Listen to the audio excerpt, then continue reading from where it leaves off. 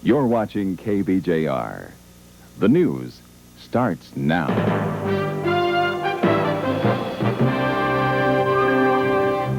News 6 with Steve Karsjen, Patty Craig, Carol Hall's weather, and Mike Hart with sports. Now, News 6 Nightside. Good evening, and thanks for joining us. It's been an interesting night at the polls all across Minnesota and Wisconsin tonight, including some surprises. Now, the Minnesota's governor's race is one of them. Governor Rudy Perpich is barely ahead of IR challenger Arnie Carlson, about 2 percentage points. Exit polls show that Carlson is getting many of the votes from women because of his pro-choice abortion stance. Barbara Reyelts is standing by live at the Evelyn Holiday Inn, where Governor Perpich is expected to make an appearance. Barbara? Thank you, Steve. With me is Aaron McCabe, who is the Chief of Staff with the 8th District DFL. Aaron has heard some word on what's happening with the governor. Aaron, how does it look? Is he coming? Well, the rumor we hear is that he took off a little while ago, and hopefully we'll see him about 11 o'clock, but it's just a rumor thus far. We're hoping to see him. He should come home to the range and celebrate with us. It's going to be a big victory for the DFL tonight. About 8% of the vote has been counted so far. What do your figures show you? Shows us leading by about 2%. It's 51 to 49. Now, most of the time when the votes are counted early, those are going to be Twin Cities votes. So if we hold our own down there, we're going to clean up in the 8th District. Now, there's concern that Carlson's pro-choice stance will put him well ahead with the women and that could hurt Governor Rudy Perpich. I don't think that's going to affect us. Governor Perpich has such a strong record on women's issues. He's appointed more women judges. I mean, I can go down the line of campaign things that I could tell you about. But the governor is strong, and women know it, and they're willing to stick with him. In fact, he's been endorsed by many pro-choice organizations and many women's organizations, even after Arnie Carlson entered the race. Now, another close race, Wellstone-Boschwitz. How does it look to your people at this point on that race? Well, I'd like to predict a clean sweep for the DFL. I think it's going to be a tremendous night of celebration for us all, and that's certainly a big upset. But the guy ran a fantastic campaign and refused to go negative, even in the face of Rudy Boschwitz attacking him unfairly toward the end and attacking his family. And who else is going to show up here? We had heard that Congressman Oberstar was coming. The congressman was here a while ago. He's headed to spend some time with some porters in Duluth at the DFL office down there. Okay. So. Aaron, thanks very much for joining us. We'll be looking for Rudy Perpich and hoping he'll be here shortly. Back to you, Steve and Patty. Thank you, Barbara. When Rudy Perpich does appear, we will go to Evelyn immediately. Another close race this evening is the battle for the U.S. Senate seat between the incumbent Rudy Boschwitz and DFL challenger Paul Wellstone. Now, the exit polling done by NBC News shows this race too close to call, but they are giving it to Boschwitz 51% to 49% over Wellstone at this time. Michelle Lee is live at DFL headquarters in Duluth with reaction to this very close race. Michelle? Yes, hi, Steve and Patty. I am down at the DFL headquarters in downtown Duluth on Superior Street. With me is Gail Huntley, the vice chair of the state DFL party, and Senator Sam Solon. First off, Gail, you've seen some results come in. What do you think so far? Well, I think it's looking pretty good for us. The returns that are in are showing us either ahead or behind, depending on which race it is. The districts that they seem to be coming from are pretty good. Our big, heavy DFL districts haven't been counted yet, and that's what's going to push us over, we feel. We haven't heard much from the 8th Congressional District, so we're expecting a big DFL turnout there. Okay, focusing in on the Boschwitz race here, do you think that Wellstone might be able to carry it if he gets a big turnout here in the 8th? That's been our plans all along, that we have to have a big turnout for Paul Wellstone in the 8th District to win this race for him, and we're real hopeful that we've been able to do that tonight. Okay, moving on to Senator Sam Solon. This must remind you a bit of the old-fashioned election nights before projections and the networks and their exit polls, because it's taking so long to get the results in. What do you think? Well, it just makes me more nervous because I've got to wait longer. And last year, 2 years ago, you could get the results by 10 o'clock. You'd know who the winner was. But I think it's going to be in the early hours of the morning on the Wellstone-Boschwitz race, which is very close. Rudy Perpich is a couple of points ahead, but I think that's going to be one of those at 2 or 3 o'clock in the morning. And the same with the Stanglin-Peterson race in the 7th Congressional District. So yes, it's like the old days when they were counted by hand and slow process, and we're all very nervous, but we're very optimistic that we're going to have a good sweep in Minnesota this year with the DFL. Okay, nationwide, the DFL or the Democrats have been doing fairly well. Yes, I think the disenchantment with the budget process in Washington the slippage by President Bush and the polls have affected their party more so than the Democrats. So even though they're saying throw the incumbents out, I think the chances are that there'll be more Republicans thrown out than Democrats, and the Democrats are going to benefit from this overall. Okay, thank you very much. We're reporting live here from the DFL headquarters in downtown Duluth, and we'll be doing so for several hours to come. Back to you, Steve and Patty. Thank you, Michelle. The Wisconsin governor's race was not nearly as close as the one that's going on in Minnesota right now, as the incumbent governor, Tommy Thompson, has won easily tonight over Tom Loftus, the state assembly speaker. The Douglas County Sheriff's race is a battle between 4 candidates. 3 of them are write-ins, including incumbent Sheriff Richard Lindbergh, who was defeated in the September primary. Tom Hansen is live now from the Douglas County Courthouse with results from that race. Tom? Thank you very much, Patty. There's a number of races going on in Douglas County, some close ones. Real quickly for Sheriff, right now what we have in just a few precincts reporting. Marv Arneson leading for the Sheriff's race in Douglas County with 1,433 votes. In second, Ole Lear, 359 votes. Dick Lindbergh, the current Sheriff, in third with 294 votes. Bemis with 5 votes, Gale with 3. Also, there's 2 other races we're keeping an eye on for the State Senate District 25, and also for the Assembly District State Assembly District number 73. And with us is the current Assemblyman, Frank Boyle.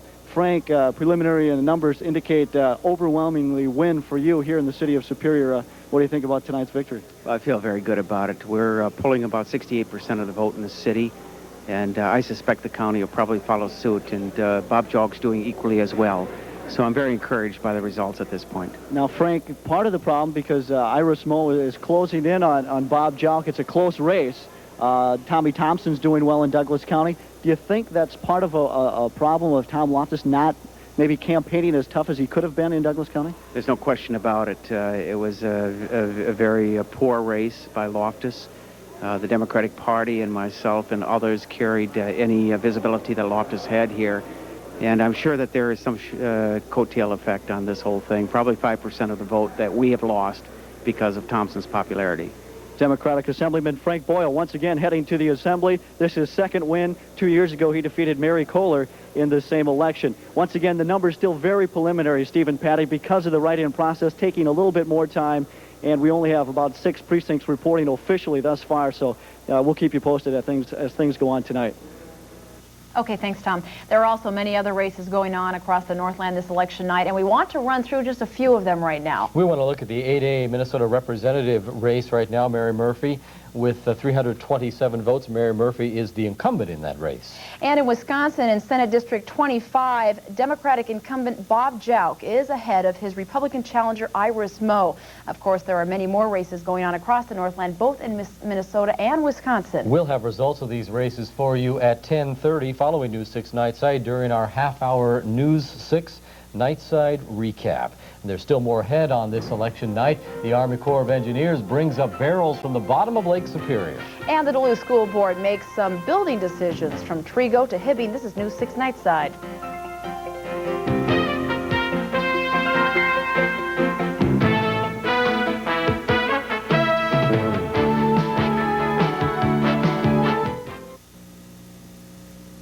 This segment of News 6 Nightside brought to you by Associated Chiropractic Physicians. You'll notice the difference. Chiropractic used to be the same as yours. I believe they weren't professional or very specialized. Boy, was I wrong. I never realized how much musculoskeletal training they do have. Last year I was in a skiing accident that left me with severe back problems. On the advice of a very smart physician, I called a chiropractor. Now I feel better than ever, and needless to say, my attitude has changed. At Associated Chiropractic Physicians, you'll notice the difference. My chiropractor was the first doctor I should have visited, not the last. If help is needed, we can call for assistance. Is it for the Community Watch photo? Yeah, there's people from every division here today. Hey, Cup, you've got to be kidding. I got my haircut just for this occasion. Looks great. Community Watch really works. We had a situation the other day. This is a reminder from Minnesota Power. Good that we were able to Every one of our people is a person prepared to assist you or your family if you should unexpectedly need help. Community Watch.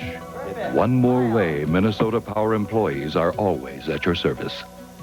We've got to put some limitations on these awards. Why should we? Why? Judgments are just getting too high in personal injury cases. Too high for who? The insurance company? Look, nobody's put a limit on how much pain and suffering my clients lived with. Come on, this system is based on fairness, not artificial limits. You just want a big settlement, don't you? I just want a fair settlement. Representing injured people, Courtney Law Office. Call 722-8828. At McDonald's, Jim Duffy's preparing for something big, and Connie Chapin is making sure her equipment is in tune. Because for a limited time, a regular McDonald's hamburger is only 49 cents, a cheeseburger just 59 cents. And at these low prices, Jim and Connie will most certainly be playing to sell out crowds. 49-cent hamburgers and 59-cent cheeseburgers, only at McDonald's. The remains of the 4 people killed in a plane crash in 1981 were removed from the scene of the accident today. A deer hunter discovered the plane that hundreds had searched for extensively in August and September of 1981. Irvin Grease, his wife Fern, their son Rick, and a family friend, Adam Jahola, were in the plane that went down. The body remains are being identified by the medical examiner. The FAA has finished their investigation of the crash scene and will now work to see what caused the accident. The U.S. Army Corps of Engineers has been successful in its efforts to recover 2 mystery barrels from Lake Superior. The barrels are now in the Corps' yard in Duluth, awaiting an independent lab to open them and determine their contents. That could happen next week. Some environmentalists fear a portion of the 1,400 barrels dumped in the lake may contain hazardous materials. They want a representative sampling of the barrels from each of 7 dump sites brought to the surface for study. Now it appears that the Minnesota Pollution Control Agency would also like to see more barrels brought up.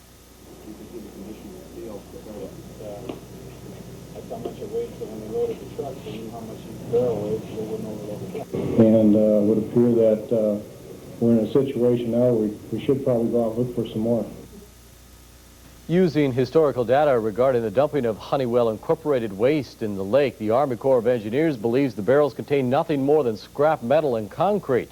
The Corps will determine whether more barrels need to be brought up to substantiate those records. Long-awaited plans for the Duluth School District were revealed tonight at the board meeting. Architect Steve McNeil presented the building and maintenance plan to the board after 8 weeks of deliberation.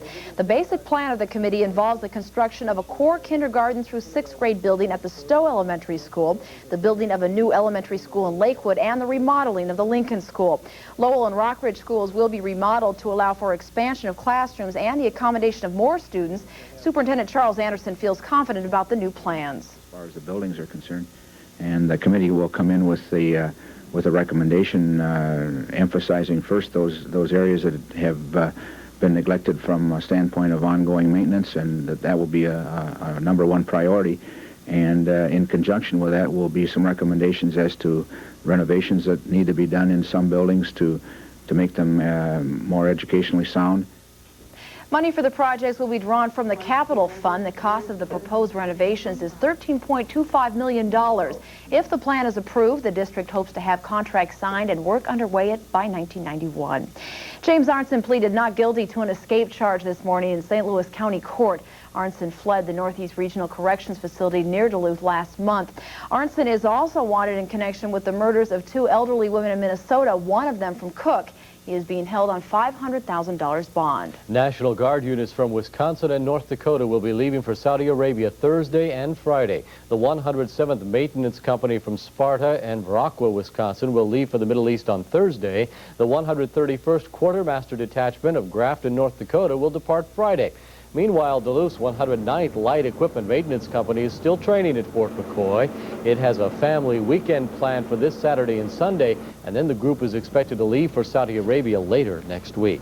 A massive earthquake has hit parts of Iran. The quake measured almost 7 on the Richter scale. There are reports of extensive damage, but at this hour, no word of any deaths. Thousands of mourners jammed a funeral procession for slain militant Rabbi Meir Kahane in New York today. Placards demanding revenge in blood-red Hebrew letters bobbed above the crowd as Kahane's casket was transferred. Kahane was shot and killed last night in front of a Zionist conference in Brooklyn. The suspect of that killing is under heavy guard at a New York hospital. I suppose Carol Hall is going to take some credit for the big voter turnout. Because it was a nice night to get out and vote. She's up with the forecast next.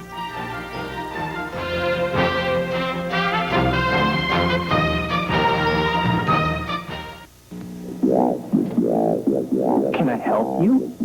I need a 2-foot piece of steel pipe with a diameter about so wide. Do you have any of those plastic things you use to plug up electric sockets? I need a wrench, you know, for difficult angles.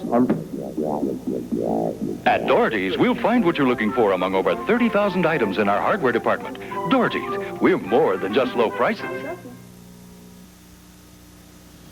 In life, you never know when you'll meet your match. Good deal.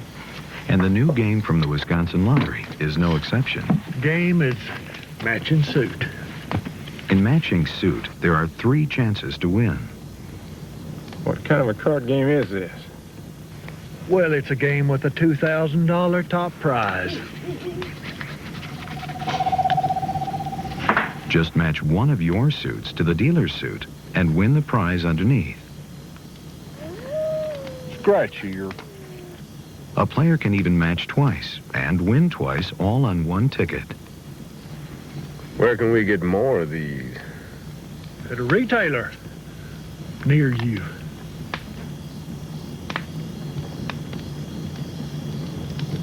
What's a retailer?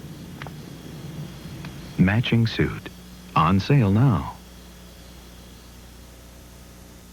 Coming up later on The Tonight Show starring Johnny Carson, there's scandal in the air with host Jay Leno and Robert Urich. Did she sleep with you? Okay. She did sleep with you. All right, don't lie to me, Urich. And get the real story behind Sally Jesse Raphael's glasses. My eyes have gotten worse in 8 years. Oh, well, you keep buying crummy glasses. What do you expect? Plus, Johnny Dark and The Flash, John Wesley Shipp. Then on Late Night with David Letterman, Dave welcomes Robert Klein and Carlos Santana. That's why they invented the VCR. Jay and Dave, later tonight. It is cooling off outside, but not bad out yet. It's cooling off. Looks like we're in for a very cold night, but all in all, things aren't looking too terribly bad. Where's your red, white, and blue, by the way? Well, I've got my red I voted sticker on. I guess I That's overlooked the something. rest of it, yeah. A nice day to get out and vote, a little bit on the chilly side, but we did manage to get up to 39 degrees, our overnight low. 25, that's pretty close to normal, both on the high and low. 41 and 26, where we should be at on November 6th. The record was set in 1916. It got up to 66 degrees. Now, 1951 was a very cold year, the start of November, 2 above the record. The sun will rise tomorrow morning 1 minute before 7 o'clock and sunset 4:45 tomorrow afternoon. Right now, the Duluth Airport reports clear skies. The actual temperature is 23 degrees, but that's the wind chill. 0. 24 downtown, 29 in Superior. Our dew point right now at 12 degrees. The humidity, 63%. Winds coming out of the northwest, 15 miles per hour. The barometer at 30.15 and slowly on the rise. Temperatures a little bit on the chilly side. 20 right now, the Falls Fort Francis. 21 degrees in Hibbing. Down to 18 right now at War Road. Ashland checks in with 24 degrees, 29 in the Twin Cities. And the overnight lows in the Middle East are getting much more tolerable. Down to 57 in Rafah, 55 Riyadh. Still a little bit on the warm side, Abu Dhabi, 71 for an overnight low, 66 in Medina. Back in our country, well, the system right up in Maine right now, that was a troublemaker. That dumped some heavy snow and caused some strong gusty winds. But by far the worst situation today. This storm stretching from the Rockies all the way back into Iowa. That storm dumped more than a foot of snow in parts of Nebraska, some heavier snows as well into Iowa. A lot of cloud cover in the central part of the country. The radar still picking up a very large area of precipitation over Iowa, as much as 3 inches of snow in the Des Moines area today. Let's zoom in on our local radar. Here's what things look like right now. And if we put it into motion over the last several hours, we can see a little bit of movement as far as the precipitation working its way slowly towards the northeast. We saw some snow falling today right around the Minnesota-Iowa border. That was fairly light in nature, and now that has gone away, pretty much just some light flurries. Tomorrow it looks like Texas and Oklahoma, the panhandles, for the most part, under the gun with a mixture of rain and snow. And chilly temperatures for us, the 20s and 30s, the highs throughout the Northland. Well, clear skies tonight and definitely chilly temperatures, 12 above the overnight low on the range. 13 Twin Ports, northwestern Wisconsin, we're expecting cloudy skies, maybe a flurry or two, and 17 for the low. Mostly sunny tomorrow, 31 on the range, 32 Duluth Superior. Winds are going to shift to the southwest 10 to 15 miles per hour. That means later on in the week we can expect a slight warm-up. Mostly sunny, 30 tomorrow's high in northwestern Wisconsin. Partly cloudy tomorrow night and much more reasonable overnight lows. 20 throughout the entire Northland. Clear skies in northwestern Wisconsin. And Thursday, here comes the warm-up, but the trade-off is we'll have clouds to contend with and some breezy conditions, but getting up to 43, Eveleth and Gilbert, 44 for the Twin Ports, 45 in northwestern Wisconsin. Our extended outlook calls for a chance of some light snow through the period Friday, Saturday, and Sunday. The temperatures starting off in the mid-30s on Friday. By Sunday, our high temperature only around 25, and for all the skiers and snowmobile buffs, it doesn't look like this snowfall is going to amount to anything significant at this point.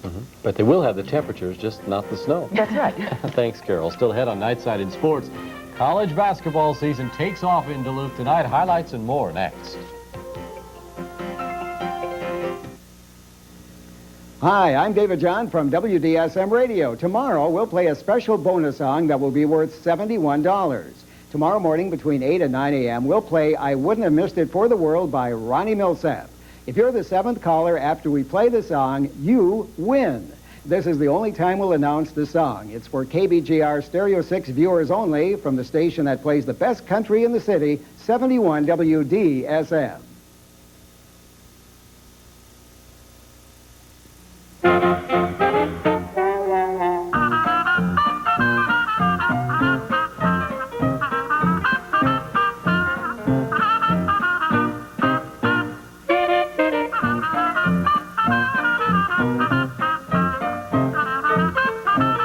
It's Water Bedroom's anniversary sale with savings big enough to fill a room. Save on water beds, futons, bedroom furniture, day beds, and kid stuff. But hurry, sale ends soon.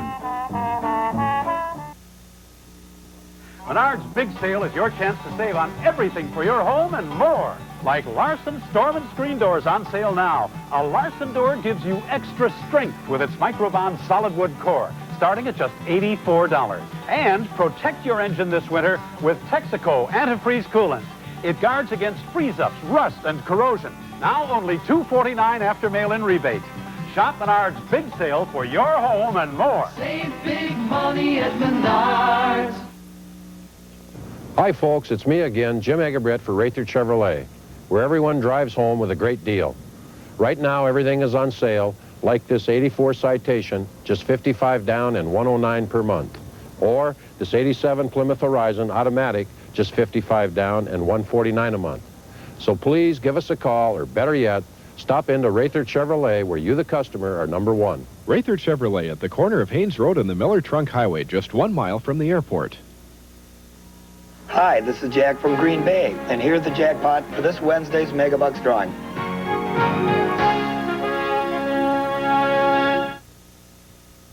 The Bulldog basketball team was hot tonight. Hot, coming back. Well, they were cold to start with. 17 points. They're down in the first half, and they turned the entire thing around. Chris Listow missed all of last season with the knee surgery, back tonight in fine fashion. It was a perfect way to start the season for Coach Dale Race and the second-ranked UMD basketball team, hosting a taller non-conference opponent. Ukrainian national team in Duluth tonight take on the Bulldogs early on, and it was long-range shooting that did it for the Ukrainians. Artur Gazev with a three-pointer. Packed house out at Romano Gym tonight. Tight game. Chris Listow off the knee surgery. 24 points, 14 boards, 12 for 12 from the free throw line. Look at this guy, sophomore Darren Hansen. Baseline reverse layup. Then Darren comes from the other direction, driving 17 points for the youngster with the nice hoop and the foul. Coach Race there looking a little bit concerned, but there was some nice defense here by Barry Moore, although he was called for the foul on that one. He had all ball. Jay Gittinger, 22 points with the slam. UMD comes back to win at 84-80. As we told you, they trailed by as many as 17 points in the first half of that one. On to the NBA now. The Wolves in Indiana exploded in the first half, held a 14-point lead in the fourth, and lost to the Pacers tonight, 86-84. Indiana over the, or 98-96 rather, Indiana over the Wolves. Now, Milwaukee, I'm thinking winning. Milwaukee in Miami. Frank Burkowski with a nice reverse layup, 17 points for him off the pick and roll. Later, Alvin Robinson one-on-one with Ronnie Cycli. Ronnie, are you fast enough to cover Alvin? Forget it. 27 points for Mr. Robinson tonight. Bucks were all over the boards. This was how it was in the second half. Humphreys misses. Burkowski with the bucket. inbounds pass. The Heat cannot get it over the mid-court stripe in this one, 106-94. The Bucks with the steal and the win tonight over Miami. Milwaukee now 2-1 on the year. Jack Sikma 19 points in that one. Let's go to some other finals that are in for you right now. Boston comes back to beat Chicago 110-108. The Bulls 0-3 on the season. It was New Jersey falling to Charlotte. Dallas over New York 96-91. Cleveland passed Orlando 102-95, and Denver over trailing Houston 110-104, 101 in the fourth. Now, more information is starting to filter in surrounding the sudden resignation of UWS defensive line coach Larry Banks tonight. The assistant was not fired, as we first reported, but stepped down after numerous conflicts and confrontations with football head coach Ted Thompson. Described as philosophical differences, Banks said tonight that he plans to finish out his contract through June and then will examine his options. Jackets went 1-7 under Thompson in his first season as head coach. The Minnesota Vikings say tonight they have, yes, finally signed running back DJ Dozier to a new contract. No specifics were released. He will begin practice tomorrow. We'll have more tomorrow night at 5 o'clock. Flames in Pittsburgh tonight, and it was hard hitting. Ooh, from the Igloo. 5-5, time running out. Paul Coffey inside the blue line for the Penguins. The wrist shot find its way past Mike Vernon. 6-5 Penguins, the final on the board, show you that score. Plus, St. Louis blanking Edmonton in the third period. Chicago and Hartford in overtime tied at 1. Highlanders one better than Toronto. Washington passed Quebec 4-1. Philly and Winnipeg knotted at 2 in the third. Detroit and Vancouver just underway. Baseball writers named Atlanta's Dave Justice as the National League Rookie of the Year. The right fielder received 23 of 24 first-place votes, batting .282 in 127 games with 23 homers and 78 RBIs, if you can believe this one. A great season for him. And it looks like if the first game of the season is any prelude of what's going to happen, UMD basketball team looking pretty sharp on things. Yeah. It'll be fun to watch. Definitely. They're always fun to watch. We'll be back in just a minute to wrap it up.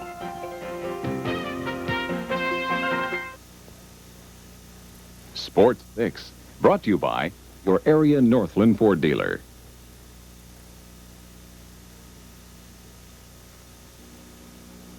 Around here, winters can get pretty tough, but I don't have to tell you that. The best way to handle them is in a Ford F-150. F-150 has push-button four-wheel drive, and that means sure-footed traction right at your fingertips. It also has a bigger cargo box and more horsepower. So when the weather gets mean and nasty, you can kick back and relax, because you've got a Ford F-150, the best-selling truck in America for the past 13 years. Now get up to $750 cash back. At Best Buy, we wanted you to win on that funny home video show, but we knew you might not have a camcorder, so we thought we'd make it easy to get your hands on one. Right now, we'll give you 0% financing for 1 year on any camcorder we sell, including this RCA with 8-to-1 power zoom for just $8.99. Plus, we'll throw in a lens extender, a light, an RCA case, and a full 1-year warranty, all for the same price. And at just $8.99 with no finance charges for a year, it's not quite free, but it'll sure seem like it if you win big with your new camcorder from Best Buy. Harold Frederick talks about news programming on Minnesota Public Radio.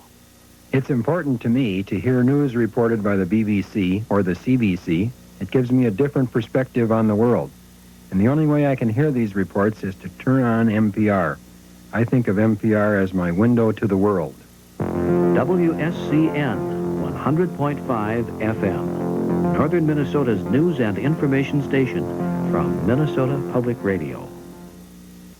Minnesota, here's something to shoot for this hunting season. You can win a 1990 Polaris ATV from your Pabst Blue Ribbon distributor during the Pabst Big Buck Contest. Bring your field dress buck and a picture of you and the buck to your area weigh station. It'll be weighed and your entry signed by an official at the weigh station. Entry should then be mailed or dropped off at KBJR TV6. You must be 21 years old to enter. The winner will be announced November 29th during the new 6 Nightside Sportscast. Make your mark this season. Enter the Pabst Big Buck Contest. Thanks for joining us tonight on News 6 Nightside, but our election coverage will continue. We'll be hanging around right after this show. In just a couple of minutes, we'll be back for an extended look at what's been happening in this election tonight.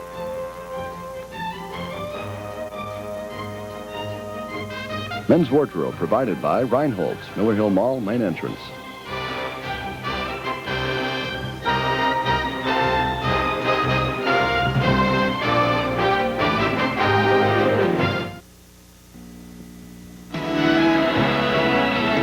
You are watching KBJR Stereo 6. We're for the family.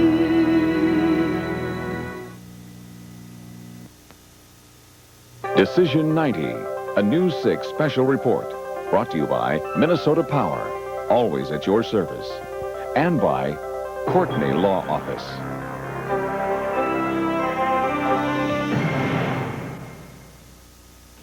Well, thanks for joining us for our continuing coverage of what's been happening in the election today. We're going to go right away to Evelyn.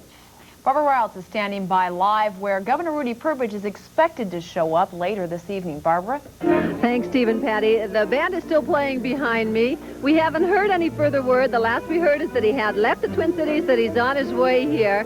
The room is really filling up. There's getting to be a good crowd of people here. And I'll tell you, I just kicked off my shoes. My feet were killing me. I'm standing here barefoot, and that sort of typifies the mood of the entire crowd here. Everybody is relaxed. The original wild enthusiasm has kind of quieted down. People are just kicking back and waiting and hoping for the governor to show up. Thank you, Barbara. The governor's race has been a close race. Governor Perpich has barely about a 2% lead ahead of his IR challenger, Arnie Carlson. We're going to take a look as well at the race for governor. There are the numbers that we're seeing right now. Governor Rudy Perpich over Arnie Carlson, still being called too close to tell with the exit polls from NBC. And in the Minnesota U.S. Senate race, Rudy Boschwitz is barely ahead of Paul Wellstone. You can see that that incumbent, a 12-year incumbent, has a narrow lead ahead of his DFL challenger, who is a newcomer to politics.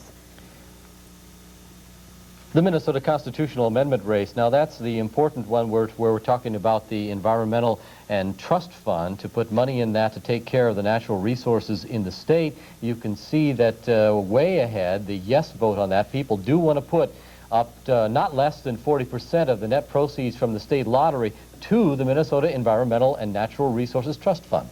In the Minnesota Secretary of State race, incumbent Joan Groh has a qualified lead ahead of her IR challenger David Jennings, with Candace Sjostrom falling behind at about 71 votes. A couple of quick races to show you now. The state auditor's race. Mark Dayton out in front of Bob Heinrich, and that's a pretty close race at this particular time. State treasurer race. We have John Berger, the IR candidate, there out in front. In the Minnesota Attorney General's race, Hubert Humphrey, the DFL incumbent, is leading that race by a little under 1,000 votes of his IR candidate challenge.